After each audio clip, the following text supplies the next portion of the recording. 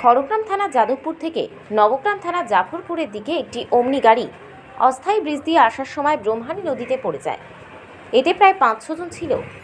এরা বহরমপুর থানার জীবন্তীর মাদ্রাসার ছেলে ছিল বলে জানা যায়। গ্রামে গ্রামে গিয়ে ভিক্ষা করে আনছিল ওই ওমনি গাড়িতে করেই বলে জানায় জাফরপুর গ্রামের প্রত্যক্ষদর্শীরা। ব্রহ্মানী নদীতে জল না থাকার কারণে ওমনি গাড়িটি দুমড়ে মুচড়ে যায়। আর আহত ব্যক্তিদেরকে প্রাথমিক চিকিৎসা করানোর জন্য ৫ গ্রাম স্বাস্থ্যকেন্দ্রে পাঠানো হয় বলে জানায় প্রত্যক্ষদর্শীরা। ঘটনাস্থলে ২ থানার পুলিশ উপস্থিত হয়। শেষ পর্যন্ত গাড়িটি খড়গ্রাম থানার পুলিশ উদ্ধার করে নিয়ে যায় বলে জানা যায়।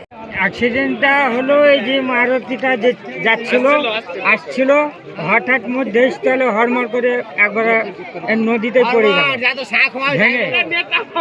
এই শাঁখোটা অনেক দিন থেকে হবে হচ্ছে, কিন্তু হচ্ছে না। এটা লোকাল শাঁখো, একটা মাচান পাবলিক করেছে, কিন্তু এতেই সব গাড়ি ঘোড়া নিয়ে পার হয়ে চলে যাচ্ছে।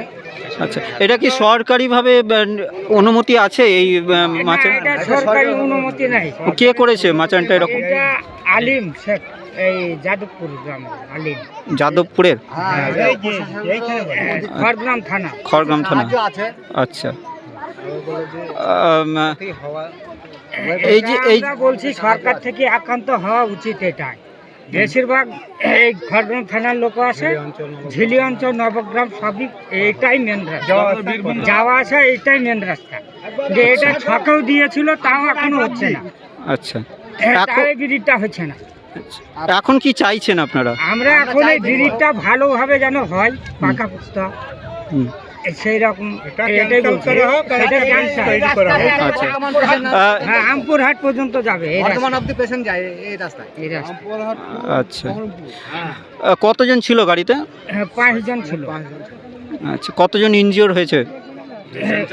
3 জন। 3 জন। আচ্ছা, গাড়িটা কোন দিক থেকে আসছিল? খড়গ্রাম থেকে নবগ্রাম। আচ্ছা, কি ছিল গাড়িতে? গাড়িতে কি ছিল?